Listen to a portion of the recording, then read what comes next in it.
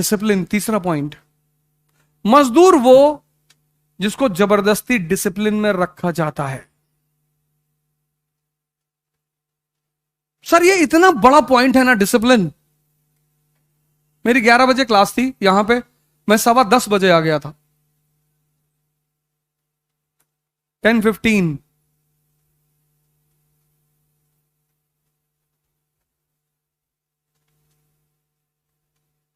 और ये सब मैंने सुधार किया अपने अंदर, ऐसा नहीं कि बचपन से था।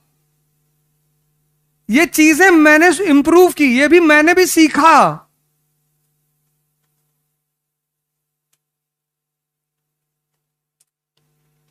तो अगर मैं किसी से सीख सकता हूं, आप हमसे सीख लो।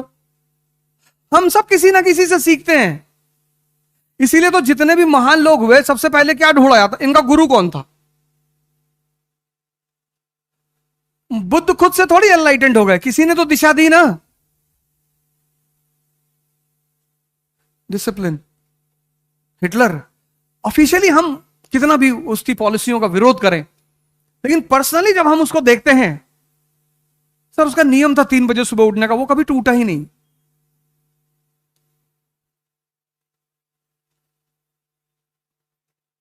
टूटा ही नहीं। शराब नहीं पीता था। जर्मनी वाला आदमी, जहां टेम्परेचर -20 है, शराब यूरोप की कल्चर का हिस्सा है।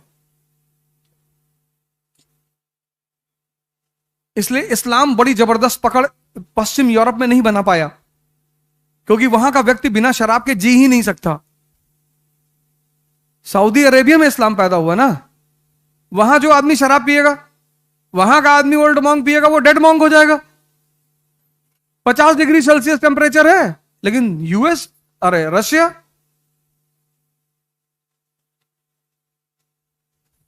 डिसिप्लिन।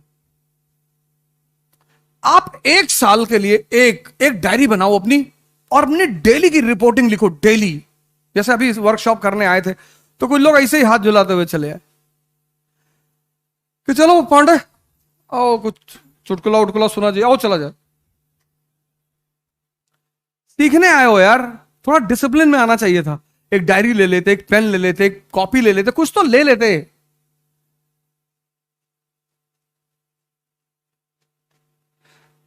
राहत इंदौरी को सुनने आए हो?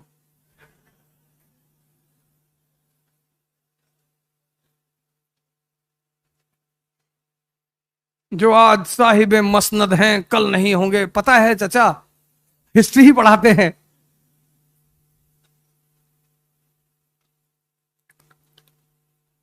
लेकिन अच्छे शायर हैं। अब तो बेचारे रहे नहीं थे, और बहुत अच्छे, बड़ा सरकार के विरुद्ध तंज कर रहा एक कवि का, एक शायर का बहुत अच्छा काम माना जाता, करना ही चाहिए।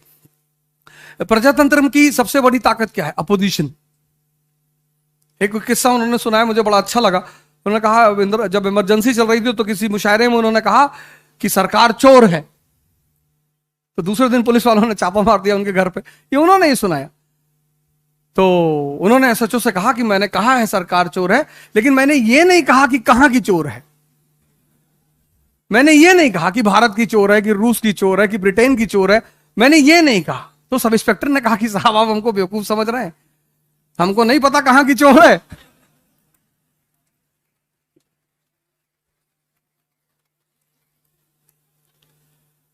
तो ये वाकया उनका बड़ा अच्छा लगा मुझे, और मैं कभी फुर्सत में रहता हूं तो मैं उनको सुनता हूं। विद्वानों के वो, मतलब विद्वान जो लोग हैं ना, विद्वानों से कभी बैर मत करिएगा, कभी भी, कभी भी। पाकिस्तान के एक से एक उलेमा है, मैं उनको सुनता हूं, अच्छा लगता है मुझे। मैं बड़ी सारी बातें उनसे सीखता हूं। विद्वानों से किस बात का? आखिर वोल्टायर को पढ़ रहे हो ना, रूसो, मोंटेस्क्यू, वोल्टायर पढ़ते हो ना, तो विद्वानों की कौन सा दायरा। अभी कराची में एक इंस्टीट्यूट है, universal civil services institute of Pakistan, वो बुला रहे हैं मुझे कि आप हमारे यहां आइए, वर्ल्ड हिस्ट्री पढ़ा दीजिए। उनके यहां इंडियन हिस्ट्री तो है नहीं, इंडियन पढ़ाएंगे तो फिर वो देश बचेगा नहीं, फिर वो कहेंगे हमको वापस ले चलो अपने कंट्री में। तो वर्ल्ड हिस्ट्री उनका सिलेबस है, यूरोपियन हिस्ट्री। तो और मैं वर्ल्ड हिस्ट्री यहां पढ़ाता हूं, तो उन्होंने हमसे कहा कि आप हमारे यहां आके पढ़ा दीजिए। मैंने कहा सौभाग्य है हमारा। थोड़ा सा हालात ठीक हो जाए तो मैं जाऊंगा। टूटा, वो दुर्घटना थी, कोई मिलाएगा भी तो। अगर वेस्ट ईस्ट जर्मनी हो सकता है तो क्यों नहीं हो सकता? हम राजू सर, नलिन सर जाके पढ़ाएंगे, देखो भैया, और एक बार हम पहुंच गए फिर तो बात ही खत्म हो जाएगी।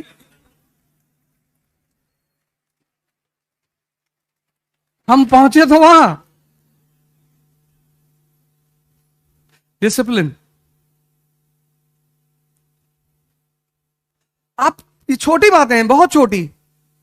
बाकी प्रीलिम्स मेंस इंटरव्यू तो बहुत बाद में आता है। देखिए 2 साल से हैं यहां पे, कितने लोग यहां बैठे होंगे जो 2-2, 3-3 साल से यहां तैयारी कर रहे होंगे। क्या फायदा, क्या फायदा?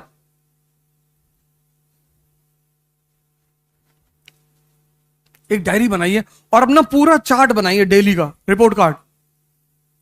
अगर आपका शेड्यूल नहीं है पढ़ने का, मत पढ़िए।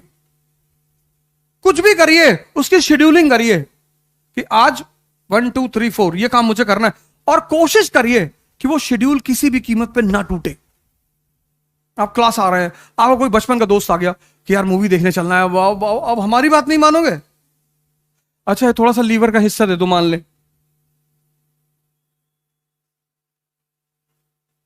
ऐसे बड़े सारे वाकयात होते हैं, अब हमारी बात नहीं मानोगे? अब यही सब होगा। अपने शेड्यूल को मत तोड़ो।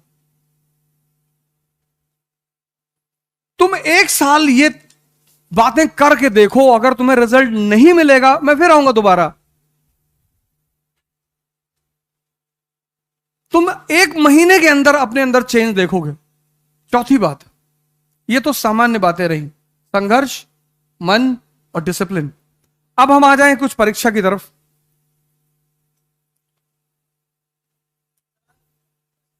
हाँ हाँ बिल्कुल।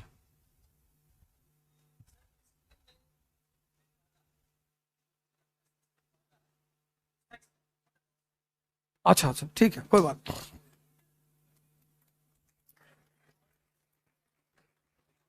ये तुम्हारी बाधा नहीं है।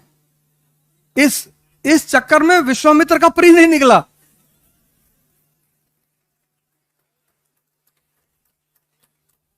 ये तो तुमने बहुत बड़ा मुद्दा छेड़ दिया। इस पे तो मैं 3-4 साल क्लास ले लूंगा। लेकिन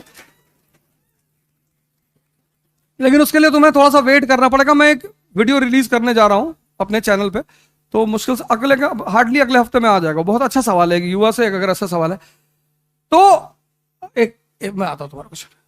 ये तुम्हारी बाधा नहीं है। विश्वामित्र भी आईएएस बन रहे हैं, तैयारी चल रही। फिर इंद्र का सिंहासन डोला। फिर इंद्र को लगा यार अब क्या होगा, तो इंद्र ने मेनका को बुलाया। मेनका ने उन्होंने कहा कि बहुत सीरियसली पढ़ रहा है, 15 घंटा डेली पढ़ रहा है ये। अरे बोली कोई बात नहीं, अभी उठा दूंगी इसको जाकर।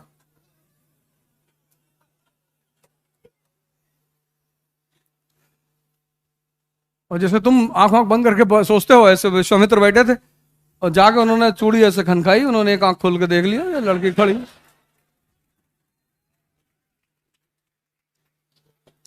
तो विश्वामित्र ने सोचा हमें क्या टेंशन है, हम तो हिंदू हैं, पुनर्जन्म में भरोसा करते हैं, इस अटेम्प्ट में नहीं तो अगले जन्म में। लड़की तो मिल गई।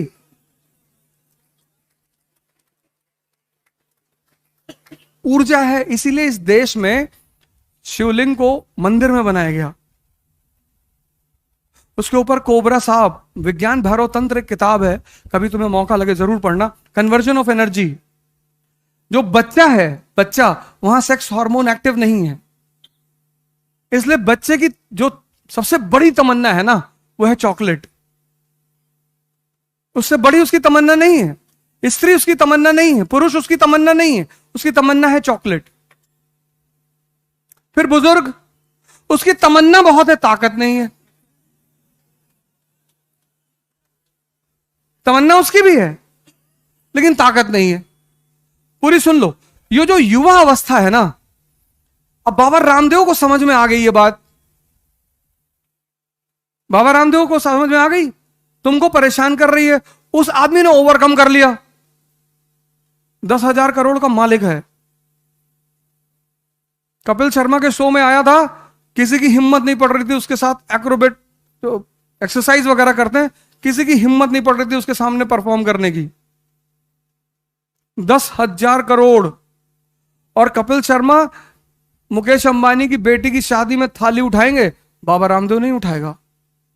मुकेश अंबानी की इतनी औकात नहीं है कि वो बाबा रामदेव से कहते कि मेरी बेटी की शादी में तुम थाली उठा लो, किसी गेस्ट को दे दो। मुकेश अंबानी की बेटी की शादी में एक बड़ी प्यारी घटना घटी। बॉलीवुड के जो कलाकार हैं उसको बुलाया उसने और कहा तुम लोग जितने भी गेस्ट आए हैं सबको सर्व करोगे। क्या संदेश दिया उस आदमी ने। पैसा होने से सब कुछ नहीं है, लेकिन यह बात वो सदगुरु से नहीं कह सकता था। ज्ञान सर्वोच्च है, तब भी था, आज भी है और कल भी रहेगा। वो बाबा रामदेव से मुकेश अंबानी नहीं कह सकते कि आप हमारे यहां गेस्टों का आदर करेंगे और उनको माला पहनाएंगे, उनको खाना सर्व करेंगे। नहीं नहीं नहीं, नहीं। क्योंकि शक्ति ही तो है।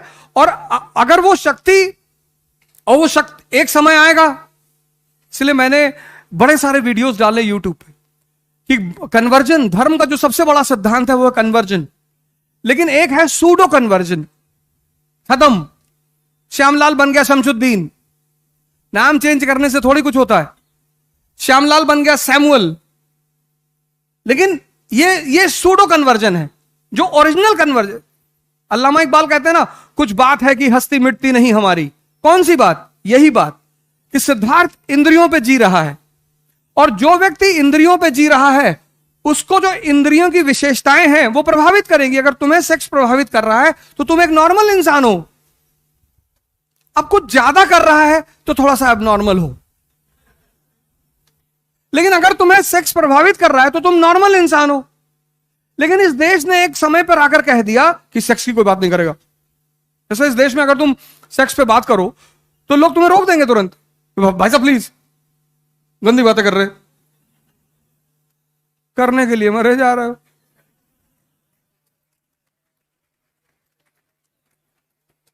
बात तो कर लो।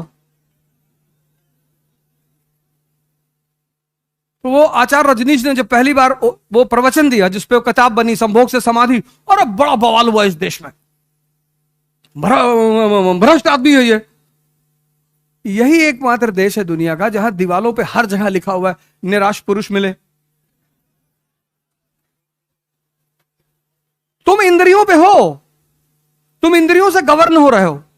अगर तुम सदगुरु जैसे किसी गुरु के पास, किसी, मैं ये नहीं कह रहा हूं, सदगुरु के पास, तुम्हारी चॉइस, तुम्हारी चॉइस, तुम्हारी पूरी तुम्हारी चॉइस, किसी ऐसे आदमी को तुम पकड़ो जो तुम्हें साधना करना सिखा दे। ध्यान,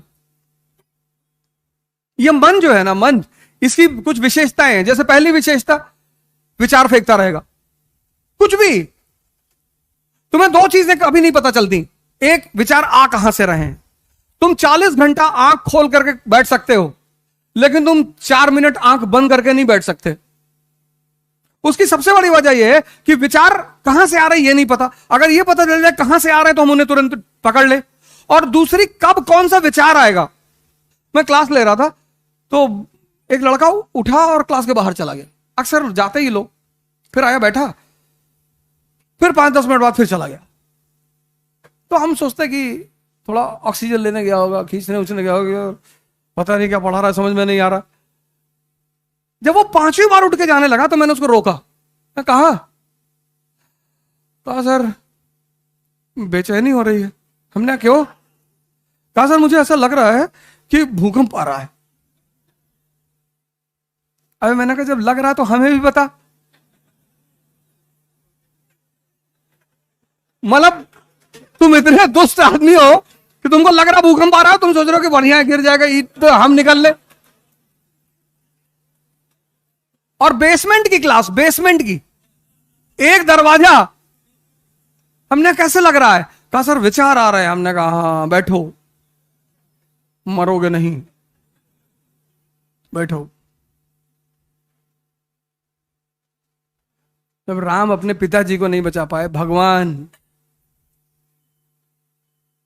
कहते भगवान सब करता है, अपने पिताजी को नहीं बचा पाए, राजा दशरथ को। कुछ नियम है वो शाश्वत है, इटर्नल। तुम्हें इसके लिए साधना करनी पड़ेगी। तुम सबको, यहां जितने युवा बैठे हैं, यही तो भगत सिंह की यूएसपी है। हम में और उस व्यक्ति में क्या फर्क है? ये देश आजाद उन्हीं जैसे लोगों की वजह से हुआ, और आज परेशान है क्योंकि यहां के जो भगत सिंह है उनको सेक्स परेशान कर रहा है। तुम ही तो हो भगत सिंह, जिसकी मां ने तुमसे पूछा कि बेटा शादी कर लो, तुमने कहा हम नहीं करेंगे, हमारी मां गुलाम है, हम शादी। तुम्ही ने तो कहा था, तुम ही तो युवा थे, और कौन था? तुम ही तो थे। फिर तुम ही थे जिसका 4 kg वेट बढ़ गया था मरने से पहले। तुम ही थे जिसने कहा था कि 15 पेज बचा है उसको पढ़ लेने दो, और आज तुम कह रहे हो कि सेक्स परेशान कर रहा है। इसलिए ये देश परेशान हो रहा है क्योंकि यहां का युवा वो भटक गया, उसको रास्ता नहीं मिल पा रहा है। उस क्यों भटका? उसने जीवनियां पढ़नी छोड़ दी, उसने ऑटोबायोग्राफियां पढ़नी छोड़ दी। एक मेरे मित्र हैं, उनके भाई भतीजे राजेंद्र नगर में रहते थे, तब तो वापस घर चले गए। तो उन्होंने मुझसे कहा कि अवध यार जरा उसको पैसा दे दो कुछ, हम पैसा लगा नहीं पाए, कुछ दे दो। तो हम उनके कमरे पे गए पैसा देने के लिए, तो वो कुछ हल्दी और शहद वहद लगाया हुआ था चेहरे पे। तो हमने पूछा कि ये क्या है? कहा भैया चाचा वो हल्दी लगाए हैं, शहद लगाए हैं ना। क्यों? कहा कि इससे चमक आती है। तो उन्हें तुरंत फोन निकाल के अपने वो मित्र को फोन किया, हमने कहा इसको ले जाओ, ये अगर 60 जन्म आईएएस देगा तो भी नहीं होगा इसका। ऐसे कह रहे हो यार? मैंने इसका बेसिक कॉन्सेप्ट नहीं क्लियर है। ये चमक आ रही है पावर की वजह से, यहां क्यों नहीं आ रही, वहां क्यों नहीं आ रही है? जब इतना बेसिक सिद्धांत तुम्हारा क्लियर नहीं है तो तुम आईएएस बनोगे? जहां इकोनॉमी, पॉलिटी, सोसाइटी सबको मिलाकर सोचना पड़ता है। इंटरडिसिप्लिनरी प्रिपरेशन है ये। इस प्रिपरेशन की सबसे खास बात यह है इंटरडिसिप्लिनरी। तुम्हें इकोनॉमी समझ में नहीं आई, तुम्हें पॉलिटिक्स कभी नहीं आएगी, आएगी ही नहीं। यही तो एक खतरा है। हम क्यों बार बार तुमसे कहते हैं एनसीईआरटी पढ़ने का? तुम्हारा बेस मजबूत हो जाएगा। तब तुम बेस मजबूत होने के बाद जब सारे सब्जेक्ट को कनेक्ट करके पढ़ोगे। अफगानिस्तान में स्त्रियों की दशा बुरी क्यों है? क्योंकि वो इकोनॉमिक तौर पर इंडिपेंडेंट नहीं है। पराधीन सपनों सुख नहीं, इस्लाम रीजन नहीं है। इस प्रिपरेशन की सबसे अहम पहलू क्या है? इंटरडिसिप्लिनरी। यहां तुम सेग्रीगेट करके नहीं पढ़ सकते।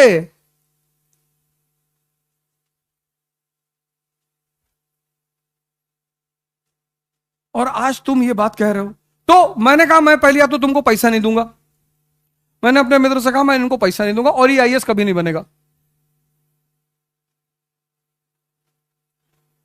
शंकर जी कौन सा फेस पैक लगाए हुए? ताकत है, ताकत। स्त्री लक्ष्मी की तरह है, वो विष्णु का ही वर्ण करेगी।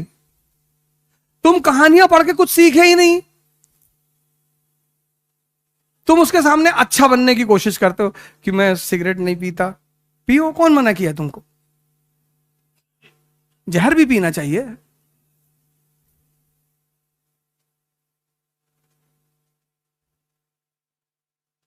समुद्र मंथन से लक्ष्मी जी निकली, देवताओं और असुरों में झगड़ा हो गया, हम शादी करेंगे, हम शादी करेंगे। उन्होंने कहा लाइन से लगा बैठ जाओ, मैं डिसाइड करूंगी। स्त्री हमेशा डिसाइड करेगी। फिर जब दोनों लोग लाइन से डिसिप्लिन में बैठ गए, वो समझ गई पागल हैं। उसने दूर सागर में देखा एक आदमी शेषनाग पे लेटा। उसने कहा ये कौन है? बोले विष्णु है। बोले इसको पता है मैं बाहर आई हूं? बोले पता है। बोले फिर भी? जाके उन्होंने उनको माला पहना दी। इनविंसिबल है ना, ताकत। ये दोनों लोग देखते रह गए और माला ऐसे आदमी को पहना दी जो हमेशा लोड करके रखा हुआ है कि उल्टा सीधा बोले तुरंत डाल देंगे खटाक से।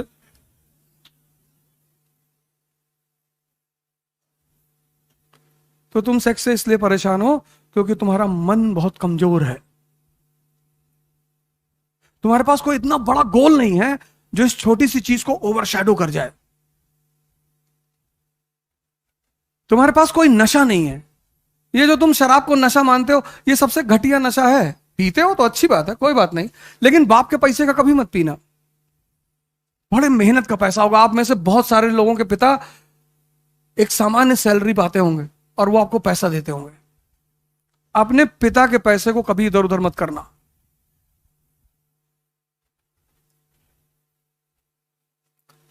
हम भी तो मिडिल क्लास से है ना। हमारे पिताजी पोस्ट ऑफिस में थे,